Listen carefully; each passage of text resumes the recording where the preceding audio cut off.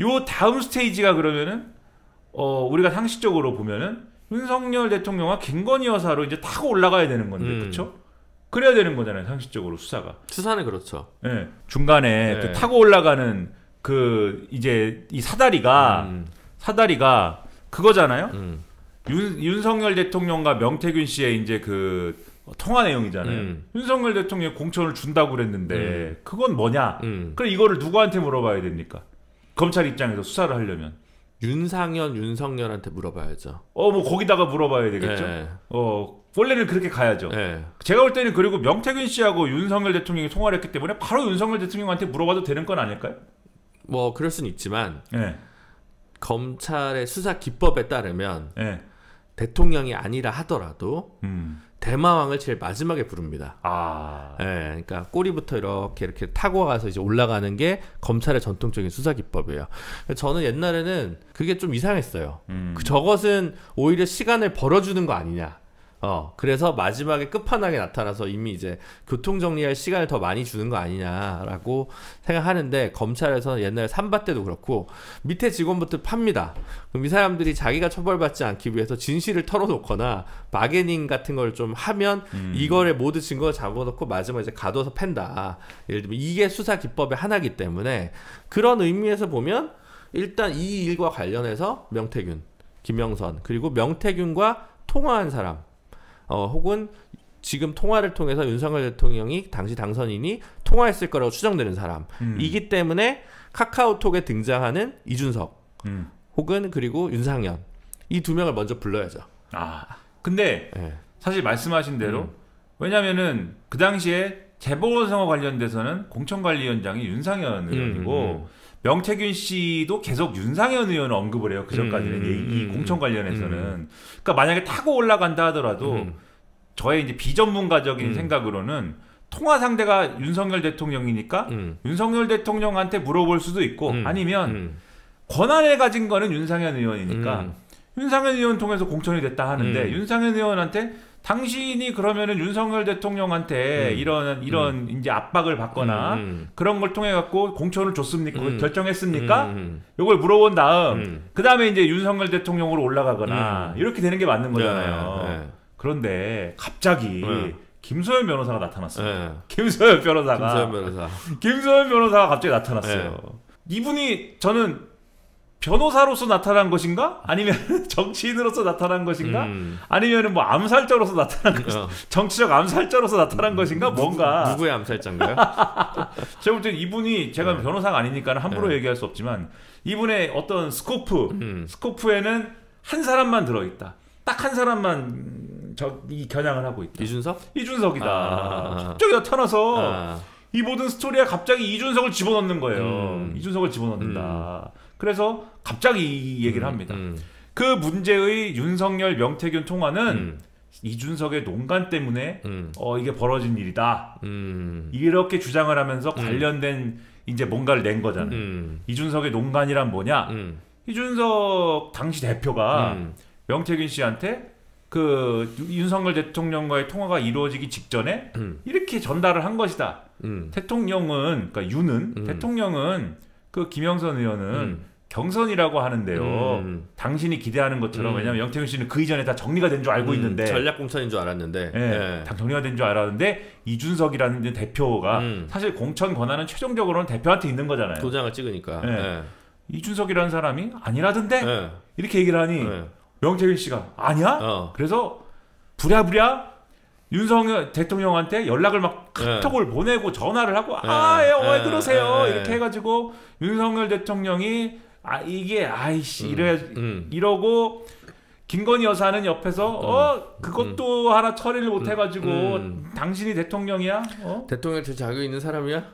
명박산 명선생이 아침부터 이런 걱정하게 만들어야 되겠어? 그래가지고 막 윤석열 대통령이 전화해가지고 내가 얘기를 했는데 김영선 해줘라 했는데 당에서 말이 많아가지고 아무튼 정리됐어. 왜 그래? 이렇게 해가지고 은혜 잊지 않겠습니다. 이렇게 정리가 됐고 그 다음에 이제 이준석 지도부에서도 정리가 됐다고 한 거고 이렇게 된 거다. 김소연 변호사 와서 이 얘기를 하는 거예요. 이 얘기를 그냥 검찰에다만 하는 게 아니고 언론의 동네방네 언론에다 고개를 막. 그렇지. 그래서 처음에는 이 얘기가 나왔을 때 많은 사람들이 김수현 변호사가 왜 이거를 분명히 이 정치인 출신이니까 어떤 미션을 갖고 명태균 씨 변호를 했을 텐데 그 미션이라는 거는 윤석열 대통령과 김건희 여사를 방어하는 거일 텐데 지금 이 얘기를 함으로써 오히려 그날의 진실이 더더욱 분명해지지 않았는가. 그렇잖아요. 그 경로가 어떻게 김영선 의원 공천이 관철이 되었는가에 대한 경로가 오히려 분명해지지 않았는가. 왜 저러지? 이렇게 생각을 했는데 조금 생각하다 보니까 이게 저격을 하려는 대상이 지금 이준석이구나를 전제를 해놓고 보면은 다 풀린다. 그렇죠. 여기다가 여보세요. 여러분 이거 보십시오. 이게 지금 이준석 의원이 관계가 있습니다. 네, 여기를 지금 싹 빠져나가려고 그러는데 이거는 이준석이 관계가 있는 사안입니다. 싹 끼워놓은 거예요. 그러면은 검찰이 지금 명태균, 윤상현, 윤석열 이렇게 타고 올라가야 되는 거니 중간에 뭐가 갑자기 나타난 거예요. 이준석이 나타난 거잖아요. 윤석열 가기 전에 이준석을 불러야 되네. 요게 나타난 겁니다, 지금. 그쵸. 근데 이준석을 불러야 된다.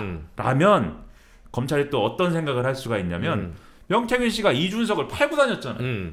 아까 이제 구속영장 청구서에도 써 있다고 말씀드렸는데 명태균 씨가 이준석도 내가 아는 사이고 이준석을 내가 대표로 만든 사람이야. 그리고 또 누굴 팔고 다니냐면은 김종인 전 위원장을 팔고 다니잖아요. 내가 김종인도 아는 사람이야. 자기가 돈 거둔 사람들을 김종인 위원장이 있는 사무실에 막 데리고 가기도 하고 막 이랬다는 거잖아요. 함성득 교수도 만나고 김종인 전 위원장도 만나고 봐라. 내가 이 정도 되는 사람이다. 공천 못 줄 거 같냐? 돈들 독립 자금들 좀 내고 우리가 독립운동 좀 해야 되지 않겠느냐? 이러면 돈을 걷었다는 거 아니에요. 그러면은 이 사람들의 이렇게 아는 척하고 다니고 팔고 다닐 수 있었다면 이 사람들과의 관계는 어디서부터 시작될 것일까? 검찰은 이제 이거를 또 파겠죠. 팔 수 있는 명분이 생긴 거죠, 지금. 그렇죠. 그걸 알아내야 되지. 네. 그걸 알아내야 이준석, 김종인과 명태균은 무슨 사이지? 이걸 알아내야 이준석은 그러면 이 판에서 무슨 역할을 한 거지? 이게 설명 가능해지는 거지 않습니까? 그러면 이준석, 명태균은 무슨 사이지? 를 파기 시작하면 반드시 그 끝에는 뭐가 나옵니까? 전당대회가 나오고. 그렇죠. 제가 여기서도 설명을 했는지 모르겠는데 제가 이제 말씀드리고 다니는 제 생각에 이준석 의원의 3단계 방어선이 있어요. 이준석이 생각하는 나의 3단계 방어선. 3단계 방어선. 1차 방어선은 명태균과 척지지 말자. 명태균과는 척지면 안 된다. 그럼 나도 피곤해진다. 엮이지 말자. 그래서 명태균과는 척지지 않는다라는 방어선이 있어요. 이 방어선이 있기 때문에 초반에 이준석 의원이 계속 명태균 씨에 대해서 이 안철수 의원이라든가 이런 사람들이 막 몰라요 라고 할 때 계속 옆에서 명태균 씨를 거듭니다. 왜 모른다고 해? 다 알잖아. 그 명태균 씨가 한 역할이 있는데 인정해줘야지. 그거 모른다고 하면 되나? 나처럼 다 인정을 할 걸 인정해줘야지. 그렇죠, 명 사장님. 뭐 이렇게 저 아시죠, 명 사장님. 뭐 이렇게 하면서 사이좋게 지내려고 해요. 명 사장님이 뭐라도 얘기할까봐. 이렇게 잘 지내야 일단은 요거 넘어갈 수 있다. 여기 이제 3차 방어선입니다. 1차 방어선. 1차 방어선입니다. 가장 외곽에 있는 해자. 1차 방어선. 그다음에 요게 이제 뚫릴 수 있잖아요. 요거는 쉽게 뚫릴 수 있어요. 왜냐하면 이걸로는 안 되기 때문에. 2차 방어선이 공천 개입입니다. 그러니까는 뭐 7불사 얘기도 있고 하지만 그건 2024년도 총선 얘기잖아요. 2022년도에 지방선거와 재보궐선거 얘기가 나오면 골치가 아파요. 본인이. 그래서 여기서는 어떻게 방어를 하냐? 나는 다 모르는 일이고 난 몰랐었어. 윤상현이 알아서 한 거고. 그렇죠. 저 사람들끼리는 무슨 일이 있었는지는 내 모르겠지만 그건 나 모르는 상태에서 한 일입니다. 이게 이제 2차 방어선. 무능 프레임. 그렇죠. 요 2차 방어선을 지킴으로써 최종적으로 지키고 싶은 거는 마지노선이 본인 전당대회 방어하는 것이다. 이것만큼은 지켜야 된다. 이걸 지키기 위해서는 2차 방어선을 일부 내줄 수도 있는 것이다. 근데 지금 요렇게 가면은 검찰이 어디까지 치고 들어온다? 마지노선까지 치고 들어오는 거예요. 그대로 치고 들어오죠. 그렇죠. 그러면은 검찰 수사를 위한 테이블 위에 지금 다 올라가는 겁니다. 다 올라가죠. 윤석열 대통령 얘기, 김건희 여사 얘기, 김종인 박사 얘기, 이준석의 전당대 얘기까지 다 올려놓고 그럼 한번 다 얘기해보자. 이렇게 된 거예요 지금. 그쵸. 그러니까 김용남 의원이 방송에 나와서 이준석 의원 검찰 조사받기 시작하면 윤 부부도 만만치 않은 일들이 터질 텐데 감당할 수 있겠냐 이런 식으로 시그널이 나오더라고요. 이게 근데 이거를 잘 판단해야 되는 게 용산의 기류는 어쨌든 검찰을 컨트롤을 하는 거는 용산이잖아요. 용산의 기류는 이건 이준석의 범죄예요 라기보다는 이준석의 공천 개입이에요 라기보다는 이준석 인질 사건이에요 이게. 그러니까 무슨 얘기냐면은 판이 이렇게 됐잖아요. 용산이 하고 싶은 말은 이런 말인 것 같아요. 야 이준석 이거 책임지고 수습해. 너 때문에 시작됐잖아. 네가 시작했잖아. 네가 수습해. 이거 어떡할 거야? 네가 수습해. 빨리 일로 와. 그런 거다. 일로 와. 네가 수습해. 너가 지금 얘기하고 다져갖고 이렇게 된 거 아니야. 그러면은 이준석 의원은 두 가지 선택지가 있습니다. 하나는 테이블에 잔뜩 올라와 있잖아요. 그래 다 깝시다. 김영남 전 의원 말하는 것처럼 나 건드리려고요? 나 건드리면 다 까야지요. 그러면서 그 당시에 있었던 일 다 얘기하고 우리 다 죽읍시다 그냥. 이참에 나는 나이도 젊고 뭐 한참 남았으니까 너 죽고 나 죽고로 갑시다. 이렇게 하든지 아니면 잔뜩 올라와 있잖아요. 다 덮읍시다. 이렇게 가든지. 다 덮는 걸 어떻게 덮는 거냐. 아까 말씀드렸잖아요. 이제 요 타고 올라가서 수사가 타고 올라가서 명태균 다음에 이준석을 조사를 해야 되잖아요. 이준석을 조사할 때 검찰이 어떻게 물어보겠어요? 당신은 공천을 할 때 당신이 공천의 최종적인 책임자였을 텐데 윤석열 대통령 아까 전에 김소연 변호사가 얘기한 거 있잖아요. 윤석열 대통령으로부터 지시를 받거나 언지를 뭔가 받거나 압박을 받거나 그러한 결과로 김영선 의원이 공천이 된 것인지요. 그렇게 네가 공천을 했거나 또는 그러한 얘기를 들었는지요. 이렇게 물어볼 거 아닙니까? 그렇죠. 그건 아니라고 할 거고. 근데 여기에 대해서 그렇습니다라고 하면은 다 죽자는 거고 그렇습니다라고 하면은 이제 뭐 이 전당대회 때 무슨 일이 있었는지 이런 게 이제 다 나오는 것이고 쉽게 얘기하면은 아니죠. 저는 또 다르게 보는데. 아니 예를 들면 다죽자 시나리오면 다죽자 시나리오는 그렇죠. 네. 근데 다죽자 시나리오면 검찰이 용산의 컨트롤하에 있다는 전제하에 이렇게 가면은 그러세요? 그러면은 이 사건의 전말을 다 알아봅시다. 이렇게 가는 것일 테고 그게 아니라 이준석 의원이 아니에요. 김영선 의원은 순리대로 공천이 된 거고 나머지는 명태균 씨하고 윤석열 대통령이 뭐 잡담하고 뭐 왜 전화했는지 나는 모르고 그리고 내가 명태균 씨랑 한 얘기도 그냥 잡담한 거고 뭐 이렇게 뭐 별 의미 없는 대화였던 것이지 큰 의미 없는 겁니다. 이렇게 얘기하면 거기서 끊기잖아요 이제. 근데 그렇게 되면은 검찰도 뭐 적당히 이준석과 명태균 사이의 얘기는 적당히 끊고 요 둘 중에 하나 아니냐 지금. 저는 제가 검찰이면 네. 이준석 대표가 예를 들어 피의자 참고인 신분으로 이제 조사를 했어요. 그래서 당신은 왜 당 사무총장도 아니고 당의 무슨 뭐 혁신이 뭐도 아닌 명태균에게 창원 재보궐선거의 공천이 경선일 거다라는 것을 먼저 이야기하였느냐. 이상하다. 당신과 명태균의 관계는 특수한 관계냐. 이건 굉장히 핵심적인 정보인데 이 얘기를 왜 해주냐. 거기서부터가 잡담한 거다 해서 잡담한 거로 못할 것 같거든요. 예를 들면 지금 보도된 거는 보면 창원은 뭐 전략이 아니라 경선이라는데요. 이런 얘기를 먼저 했다는 거잖아요. 예를 들면 원래 알던 명 씨가 이 대표 창원 어떻게 되는 거야? 라고 물어보면 뭐 경선인 것 같은 분위기던데요. 이런 문제가 없는데 이 대표가 먼저 거기 경선이라는데요? 라고 이제 필요한 정보를 먼저 건네준 거면 왜 이런 특수관계냐라고 하면서 팔 수 있지 않을까요? 그래서 이제 정의의 검찰은 그렇게 할 텐데 오늘 이준석 의원이 공항에 왔습니다. 제가 사실 이 테이블에 잔뜩 올려져서 이준석은 두 가지 길이 있다 얘기를 이제 어제 이제 다른 데서 막 떠들고 다녔는데 정확히 이준석 의원은 어디 출신이에요? 더 지니어스 출신이잖아요. 더 지니어스 구도예요 지금. 정확히 이 구도대로 얘기를 하는 거예요. 이제 이준석 의원이 뭐라고 얘기를 했느냐? 아까 잡담한 거예요라고 말씀드렸잖아요. 이렇게 얘기했습니다. 그냥 동네에서 나오는 얘기를 내가 명태균 씨한테 전달해 준 것뿐이다. 그렇게 얘기하겠지. 잡담한 거다라는 얘기예요. 그러면은 정확히 그때 뭘 보냈는데 이준석 의원의 얘기는 그때 그 대화가 저장이 돼 있지 않습니다.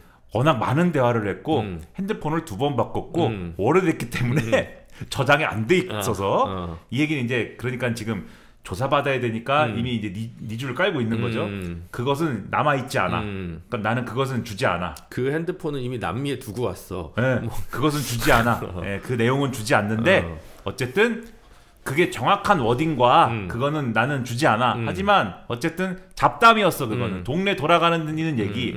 명태균 씨가 잘못 알고 있기에 우리 동네에서는 그런 기류가 아닌데 윤석열 대통령이 뭔가 지시를 해가지고 지금 공천이 바뀐다거나 그런 분위기가 아닌데 명태균 씨가 마치 그런 걸로 알고 있기에 그런 분위기는 아닌데라고 한 것뿐이야. 설명을 해준 것뿐이라고. 이렇게 얘기를 하는 거예요. 요거 검찰에 가서 그렇게 얘기하겠다는 뜻이죠.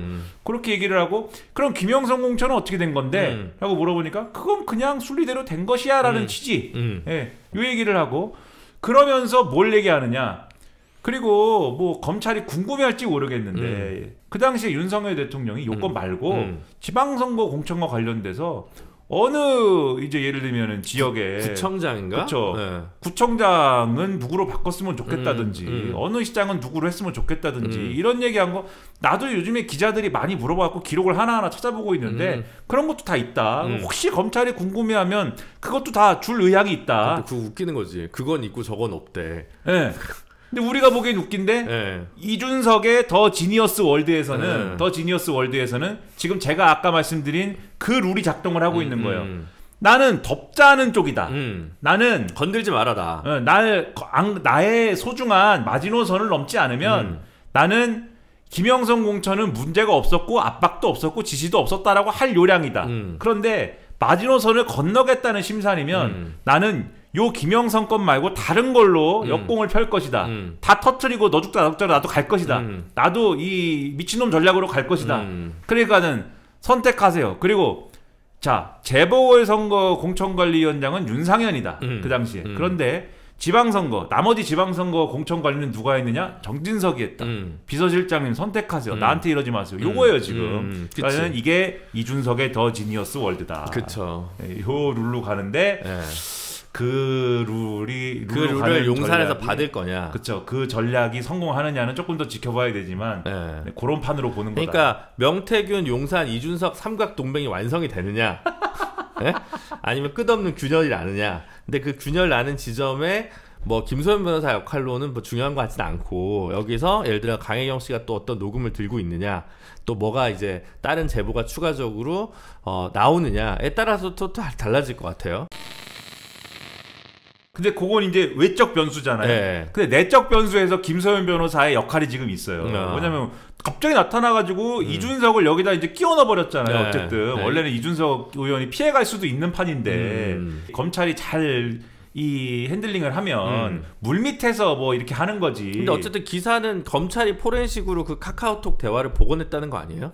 그 김소연 변호사가 나타나서 그러니까 물밑에서 정리할 수 있는 판이었잖아요. 뭐 근데 그렇죠. 물밑에서 정리할 수 있는 판인데 김소연 변호사 나타나서 막 불고 다니니까 지금 언론도 다 보도할 수 있고 막 이렇게 된 거잖아요. 조선일보가 단독 쓸 수 있고 조선일보가 단독을 썼잖아요. 이준석, 김종인 불러서 조사할 거야. 근데 그쵸? 왜 조사해? 왜 조사하냐? 명태균 씨가 이준석, 김종인을 어떻게 알았고 왜 무슨 친분이 있어서 이 사람들에게 친분을 과시하고 다닌 건지를 우리가 한번 보려고 요까지 이제 보도했거든요. 그러니까 이런 걸 할 수 있게 된 계기는 김소연 변호사가 막 떠들고 다녀서예요. 근데 김소연 변호사의 앞으로의 이제 주목해야 될 포인트는 명태균 씨가 지금 말씀하신 뭐 삼각 동맹이라고 표현을 한다면 요런 판에 명태균 씨가 동의를 한 상태로 이제 좀 유지가 돼야 됩니다. 요 판이 유지가 되려면. 그러려면은 여기서 김소연 변호사가 접견도 가고 구속이 된다면 접견을 가서 또 이런 얘기도 해주고 이 모든 게 명태균 씨의 이익이 된다라는 걸 설득을 해내고 그러면서도 이제 성실하게 변호를 하고 이래야 되는데 변호사시니까 아실 거 아니에요. 아니 그분은 일반적인 변호사가 아니잖아. 난 그분의 마음을 모르겠지만. 그러니까 이제 변호사의 역할에 준해서 이제 명태균 씨 입장을 이해해 본다면. 그 원래는 이제 의뢰인의 이익을 위해서 일을 해야지. 그렇죠. 변호인은. 그래야 또 의뢰인도 믿을 거 아닙니까? 그렇죠. 믿으면서 내가 구속이 되더라도 요런 판에 협조를 하면 요 정도까지만 처벌받겠구나. 그게 예상이 돼야 되잖아요. 근데 그게 아니고 김소연 변호사라는 분이 이제 인터넷 용어로 명태균 씨가 보기에도 이 트롤링을 하고 있다. 이렇게 되면 이제 판이 어떻게 될지는 모르는 거죠. 그렇죠. 근데 그건 또 변호인을 교체해버리면 그만이니까. 교체해버리면은 이제 더 날뛴다? 그 명태균 씨의 이익을 위해서 다른 전략이 도입될 가능성이 있는 거잖아요. 명태균 씨에 네. 대해서는. 아니죠. 삼각 동맹을 하자. 근데 김소연 변호사가 난리를 치면 안 되니까 김소연을 사보임을 시키고 다른 그냥 변호인을 그냥 조용히 이렇게. 근데 그 변호인이 묻자. 와서 생각을 해볼 때 삼각 동맹은 명태균 씨만 뒤집어 쓰는 판입니다. 이렇게 생각할 수도 있는 거죠. 사실 그렇죠. 네, 그렇게 생각해서 네. 차라리 여기서는 다른 전략으로 임해 봅시다. 네, 사실 그쵸. 정직하게 갑시다. 나 그 얘기까지 안 하려고 그랬는데 그쵸 사실은. 이러면 네. 이제 판이 완전 달라지는 거죠. 그렇죠. 뭐 이상한 네. 판이 그 국민의힘과 이 대통령이 볼 때는 이상한 판이 될 수도 있다. 이준석 의원도 어떻게 될지 모르고. 그렇죠. 상당히 위험해 보여요. 사실은 아무리 그래도 예를 들면 뭐 공천과 관련해서 당 대표가 뭐 직접적인 개입은 아니지만 돌아가는 판이 수상하니 믿고 맡기는 정치적 동료에게 연락을 해서 그런 얘기를 할 수 있죠. 예를 들면 뭐 예전 공관위원장이었던 뭐 김세현 의원한테 연락을 했다. 예를 들면 뭐 박관용 전 의장한테 얘기를 했다. 그래가지고 뭐 당이 참 정의화 의장한테서 원로께서 당이 지금 좀 약간 이상하게 돌아가는 것 같은데 제가 직접 나서지 못하고 이게 좀 약간 뭐가 필요하면 이렇게 대화를 하면 이해를 하죠. 근데 명태균? 뭐지? 이런 생각이 드는 거죠. 알아서요. 전화를 하는 거는 당대표 역할이에요. 끝없이 전화를 해야죠. 계속 전화를 해야 됩니다. 당을 위해서. 해보셔서 아시는군요. 그렇죠. 그러니까, 내가 해봐서 아는데.